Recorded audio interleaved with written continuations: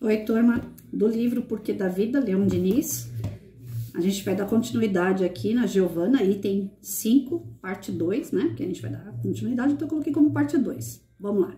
Essas revelações, essa voz encantadora, esses acordes eloquentes, inesperados, enchiam Maurício de espanto e admiração. Ó, Giovana, dizia ele, fala ainda, fala sempre, caro e vivo eco de minhas esperanças, de minha fé, de minha paixão pelo justo e pelo verdadeiro. Fala, tão feliz sou em te ouvir, em te contemplar, e entretanto sobressalto-me algumas vezes em recear que a nossa aventura venha a desaparecer repentinamente. Nossa felicidade nada tem de humana.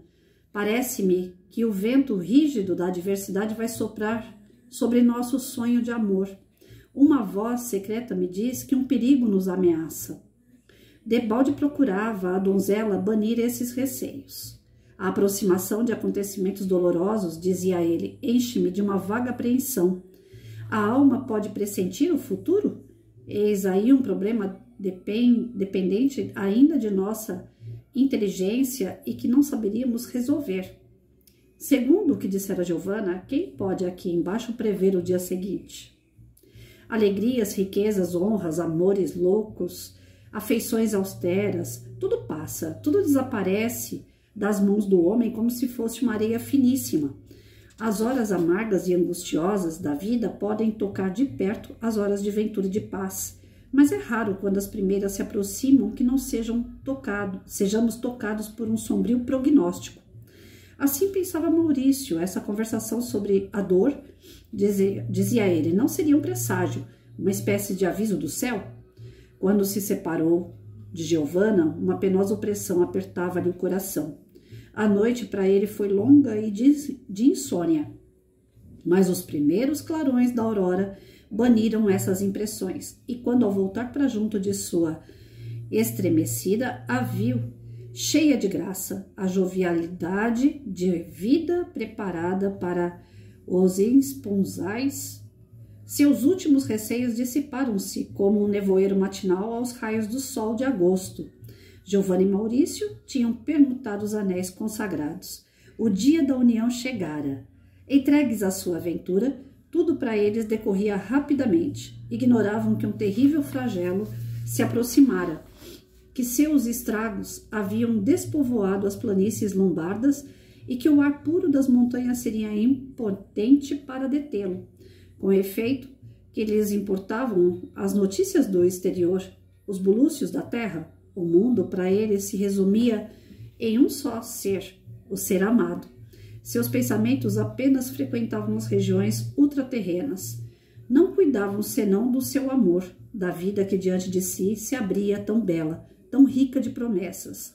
A vontade suprema, porém, ia deitar por terra todas essas esperanças. Depois de ter entrevisto uma felicidade ideal, Maurício devia recair na realidade sombria e desesperadora. O tifo contagioso baixou as margens do lago. Quase todos os habitantes de Gravedona e de Domaso foram atingidos sucessivamente. Alguns dias apenas haviam decorrido e já muitas casas ficavam vazias. A azulada fumaça não mais se elevava por cima dos telhados. O silêncio, esse silêncio terrível da morte ou do pavor, substituía a cadência do trabalho e das canções. Grandes cruzes brancas apareciam nas portas das cabanas desertas. A foice da morte ceifou muitas existências entre essas famílias de pescadores e de operários, mal vestidos, mal alimentados, de um asseio duvidoso e que ofereciam fácil presa ao flagelo. Todos os dias o sino da igreja tocava o dobre fúnebre e numerosos cortejos encaminhavam-se para o Campo Santo. Ou seja, até aqui a gente entende o quê? Giovana e Maurício se casaram, né? Se uniram, porém veio o tifo e passou pelos campos aí levando muitas pessoas, né? À morte. A epidemia não poupou o Gerose. Marta foi a primeira atacada, caindo doente, por sua vez, a filha. Todas as famílias, todas as habitações associadas pelo flagelo foram abandonadas.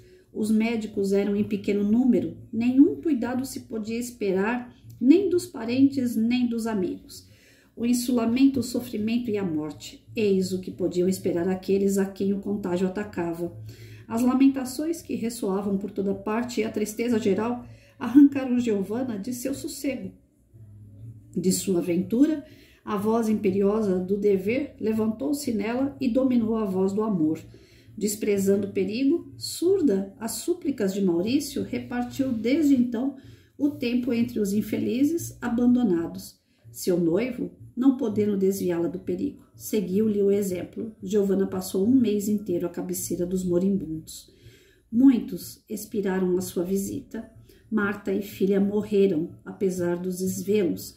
Ela assistiu-as até os últimos momentos, suportando com uma calma aparente o espetáculo de suas convulsões, respirando o hálito envenenado que se exalava de seus lábios. Tantas fadigas e emoções prostraram a jovem. Uma tarde em que, extenuada, voltava para casa com Maurício, ela teria caído, desfalecida no caminho, se o noivo não a tivesse amparado nos braços. Ao chegar, teve de ir para o leito e sintomas terríveis logo se manifestaram. Um círculo de fogo apertava-lhe as têmporas. Zunidos insólitos atordoavam-lhe os ouvidos. Os calafrios acometeram-na. Profundas olheiras rodearam-lhe os olhos. O mal fazia rápidos progressos. A vida de Giovanna derretia-se como cera mole ao sopro das ardências do flagelo. Desde o dia seguinte, a sombra da morte pairava em suas feições. Maurício, pálido, desalentado, conservava-se junto dela, apertando-lhe as mãos geladas, aproximando os lábios da sua boca desbotada, pedia a Deus que lhe fizesse aspirar a morte num beijo. Ai, gente, eu não gosto. É Romeu e Julieta, isso daqui. E eu fico com o coração desse jeito, ó, de verdade. Giovanna respondia docemente aos seus carinhos. Seus olhos, já brilhantes dos clarões do além, fixavam-se nele com uma expressão de calma, de serena doçura. Mesmo nesse momento solene, a despeito do sofrimento que lhe martirizava os membros, um sorriso resignado iluminava-lhe o semblante. Pela tarde começou a agonia. Giovanna agitava-se convulsamente, debatendo-se numa opressão dolorosa e implorando a Deus. A essas crises terríveis sucederam um profundo abatimento e imobilidade semelhante à morte. Somente os lábios da jovem se moviam. Parecia conversar com os seres invisíveis. Às vezes também a ouviam murmurar o nome de Maurício. Um ligeiro aperto de mão, um último estremecimento. Giovanna expirou. A alma desse anjo voltava para aquele que a havia formado. Maurício, esmagado pela dor, parecia um embriagado. Suas lágrimas, não podendo rebentar, recaíam sobre o seu coração e o afogavam em ondas de um desespero feroz. Tendo anoitecido, colocaram-se círios acesos junto ao leito. Um crucifixo repousava no peito da morta, cujos cabelos louros esparsos formavam uma coroa de ouro em volta da cabeça pálida. Dos cantos da sala fizeram-se ouvir soluços meio sufocados. A tia, a velha aia de Giovanna, e algumas pessoas pobres para as quais tinha ela sido caritativa, oravam e choravam. Maurício aproximou-se da janela inteiramente aberta, ironia da natureza. O disco brilhante da lua iluminava planícies e montanhas, perfumes balsâmicos pairavam no ar. A corrente, precipitando-se pelas pedras, fazia ouvir seu alegre murmúrio, ao qual respondia o roxinol pendurado nos ramos altos. No seio da natureza tépida e perfumada, tudo era luz e cânticos, tudo celebrava a dita de viver, e ali, sobre o leito virginal, a meiga jovem dormia, já o sono eterno. Assim pensava Maurício. 1000 ideias sombrias tumultuosas avolumavam-se em seu cérebro como um vento de tempestade. Que cruel Deus é esse que se diverte assim com o nosso coração, ter mostrado a felicidade, ter feito tocá-la para a arrebatar no mesmo instante? Pois que esses sonhos dourados, esses sonhos mutuamente formados, ficaram dissipados para sempre? Esse cadáver que ali jaz é tudo o que resta de Giovanna? Não mais a verei, não mais ouvirei a sua voz. Não mais perceberei em seus olhos esses lampejos de ternura que deliciosamente me reanimavam?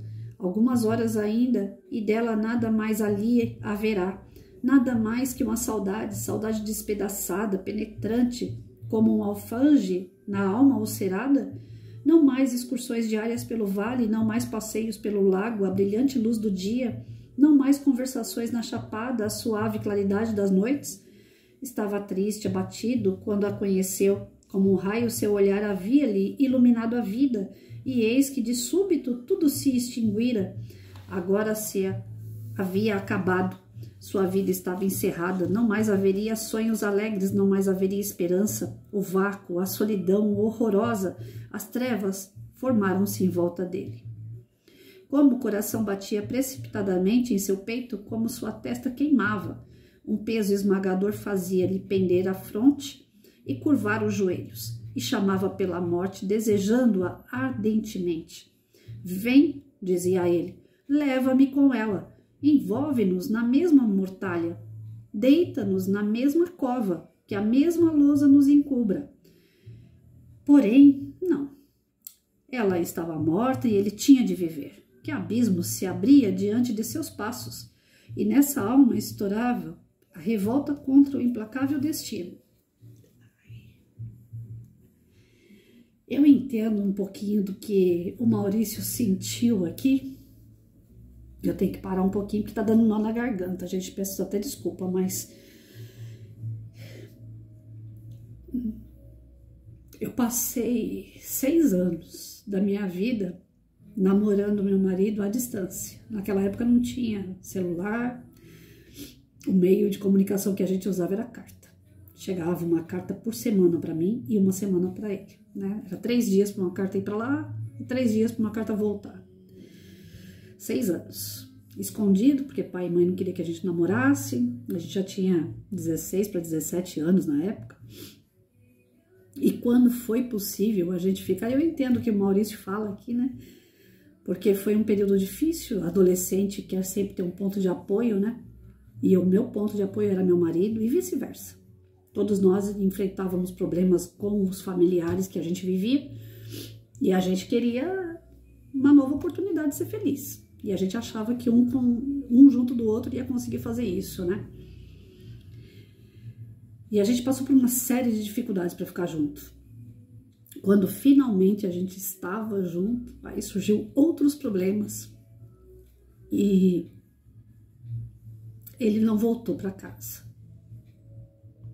E eu senti exatamente isso que o Maurício sentiu aqui. Por isso que eu tô um pouco abalada. Parecia que a lua já não fazia mais aquele brilho. Parecia que a brisa não tirava aquele nó na garganta, como eu tô sentindo agora de novo.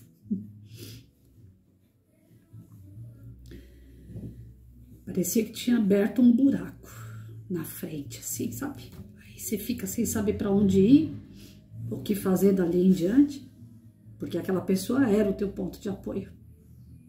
Através do olhar, através do sorriso do outro, você sorria. Eu não sei se vocês vão me entender.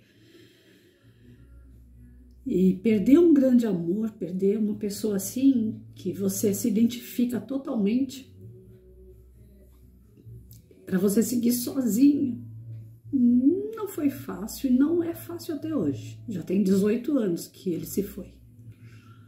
Essa semana eu tive a alegria do reencontro durante o sono, né? Eu passei uma noite inteira, eu tive a sensação da noite inteira ter tido com ele. Ai, desculpa aí. Ih, que mico! E a bênção do reencontro traz pra gente uma alegria, um gás, uma renovação. Bendita seja essa doutrina espírita. Benditos sejam os espíritos amigos, né? Que nos dão esse bálsamo do reencontro. Então, o que o Maurício estava sentindo aqui, que o mundo acabou, que a Giovana acabou, o desejo de morrer junto com ela, eu sei bem o que é isso. Porque eu senti também. A minha vontade era, Senhor, me leva também. Eu quero estar com ele, né? Mas é assim, Não é de acordo com a nossa vontade. E tudo tem um porquê. Vamos ver o que acontece aqui. E me desculpa aí a emoção. Eita. Eu não choro pelo olho. Eu choro pelo nariz. Coisa mais esquisita. Que feio, né, Patrícia? Mas vamos lá. Porém, não. Ela estava morta e ele tinha de viver. Que abismo se abria diante de seus passos. E nessa alma estourava a revolta contra o implacável destino. Evocando as recordações de sua vida desde os tristes anos de sua infância, Maurício via passar como num turbilhão as ilusões dissipadas, as alegrias tão curtas, tão depressa desvanecidas, as felicidades efêmeras da sua mocidade. Todas as sombras, todas as inquietações do passado subiam como onda amarga do fundo de sua memória, submergindo nele as derradeiras esperanças. Em seu lugar ficava uma profunda sensação de isolamento e de abandono. Todos os que amara tinha partido. Sua mãe, quando era ele apenas uma criança, depois seu pai e agora Giovanna. Tudo o que havia alegrado sua existência, tudo o que havia feito bater seu coração ia resumir-se em 3 sepulcros. Oh, murmurava ele, ser invisível que te ris de nossas lágrimas não nos fazes, pois, viver senão para torturarmos. Entretanto, eu não pedi para nascer. Por que me tiraste do nada, onde se dorme, onde se repousa, onde não se sofre? A aurora, com seus pálidos clarões, veio iluminar o triste aparato da morte. Giovanna foi colocada no caixão e a chegada do padre efetuou-se a partida para o cemitério. Semelhante a um autômato, Maurício acompanhou o féretro, que ficou coberto de ramos de rosas brancas e foi conduzido por donzelas de gravedona. Mergulhado em dor, nada viu do cerimonial fúnebre da igreja, nem mesmo ouviu os lúgubres salmodiais, o rumor surdo da terra caindo sobre as tábuas do caixão. Chamou-o a si, finalmente. Isso também, olha, que semelhança. Eu nunca tinha ido no enterro, eu nunca tinha feito um velório na vida. Meu primeiro velório, primeiro enterro, foi do grande amor que eu tive, né, do meu marido. Se não fosse os policiais, porque meu marido era policial militar, recém-formado, mas era. E se não fossem os policiais militares na época terem feito tudo, eu não sabia nem por onde começar. Eu não fiquei nem no velório, não fiquei à noite cultuando aquele caixão, eu não conseguia chegar perto do caixão. Eu não consegui chegar perto. Eu não queria acreditar naquilo ali. Então eu preferi ficar longe, eu fazia minhas orações, eu fui acompanhando mais ou menos os trâmites. Na hora de enterrar foi um policial, que eu não me recordo o nome, que levantou os demais policiais, só tinha policial no enterro dele. Ele pediu, gente, pelo menos um Pai Nosso, vamos rezar pelo nosso irmão aqui. Porque eu não tinha voz para essas coisas, eu não tinha conhecimento, eu não sabia o que fazer e eu não queria acreditar naquela situação. Então eu fiquei de longe, como uma mera espectadora de tudo que estava acontecendo. Aqueles anjos vestidos de azul e de cinza é que fizeram tudo para mim. Então eu não sei dizer para vocês o tamanho da dor que eu sentia naquele momento e eu não sei como que eu fiquei em pé. Porque eu não sentia minhas pernas, eu não sentia o meu coração.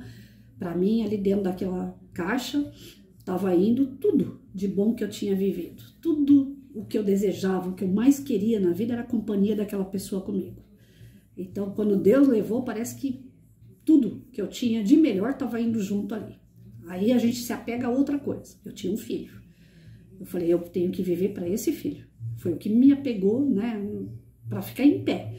No caso aqui, Maurício não tinha um filho com a Giovanna. Então ele não tinha absolutamente nada para se apegar. Os pais já tinham partido, Giovanna partindo, o grande amor da vida dele. Quando tudo estava dando certo, veio uma doença e leva a mulher que ele mais ama no mundo. E o meu foi um tiro. Um único tiro, na aorta, certeira. Levou meu marido.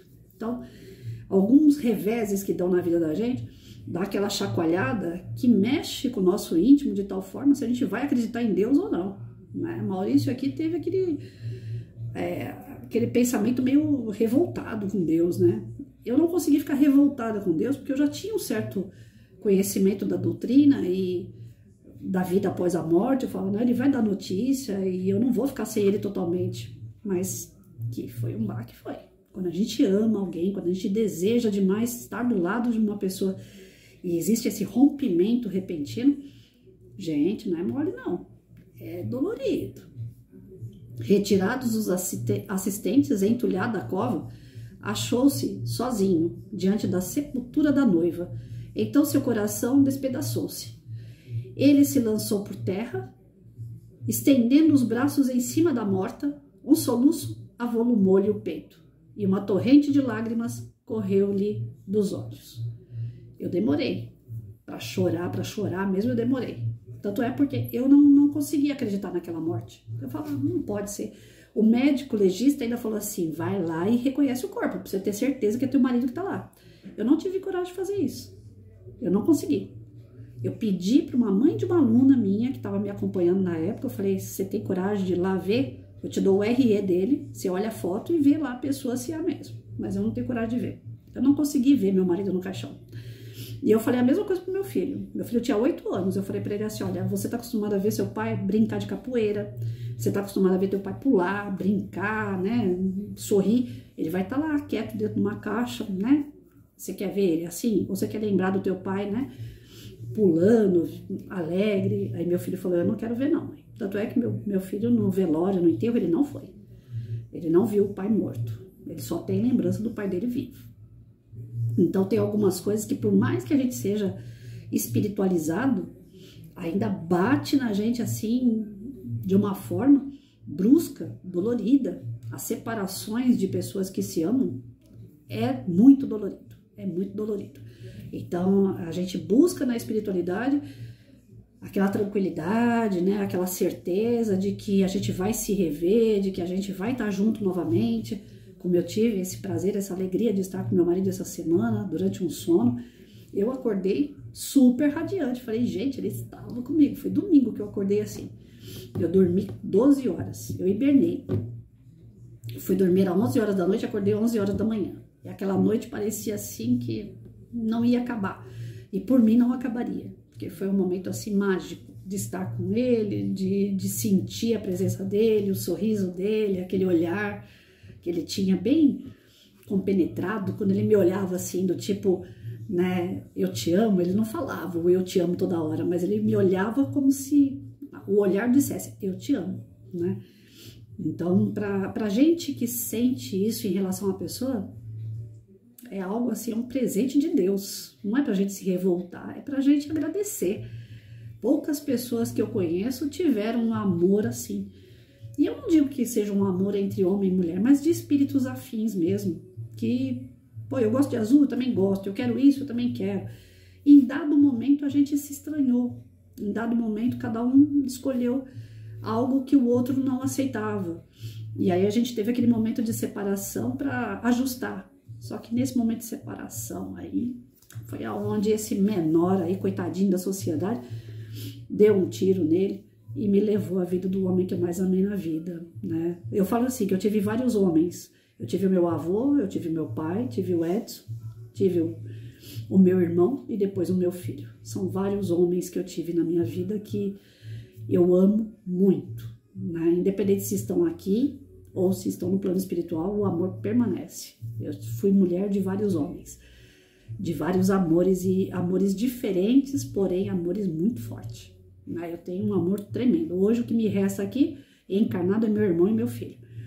Mas os outros não ficaram menos importantes em razão disso não, porque a gente acaba tendo esse conhecimento, né, que acaba dando pra gente condições daquele amor eterno.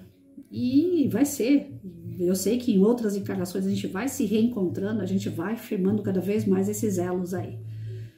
A gente tem que ter fé, né, porque senão a gente vê a pessoa que a gente ama tanto vai embora, a gente fica, dá esse desespero mesmo. Fala, Senhor, me leva junto, né? Tipo Romeu e Julieta, né? Eles vão lá, você morreu, eu vou tomar veneno que eu quero ir junto com você. Até parece que é desse jeito, né? Não é. Se você se mata, se você se entrega à dor, ao sofrimento, à solidão, é um ato de suicídio. E o suicida, ele não vai se encontrar com a pessoa que ele ama, né? Os caminhos são opostos. Cada um vai para um lado, então é besteira pensar um negócio desse. Mas chega a pensar besteira. Não posso dizer para vocês que não chega, não, porque pensa besteira sim. A gente fala, meu mundo acabou aqui, e aí, Senhor, o que o Senhor quer de mim? Né? Por que me tirou lá do meu lugarzinho, sossegadinha lá, me apresentou uma pessoa para o Senhor me tirar ela da minha vida? Mas todo mundo, nossa vida é como se fosse um trem, né? Uns sobem numa estação, outros descem na outra estação, e uma hora vai chegar a nossa vez de descer na estação também, não tem como. Isso faz parte do processo chamado vida. E que a gente tenha longa vida, e que a gente tenha muita compreensão, para que todos os momentos a gente tenha um equilíbrio de saber que tudo está dentro da vontade divina, que as pessoas vão entrar e sair da nossa vida, assim como nós vamos entrar e sair da vida delas, mas os amores verdadeiros, os elos verdadeiros, esses são eternos, ninguém separa.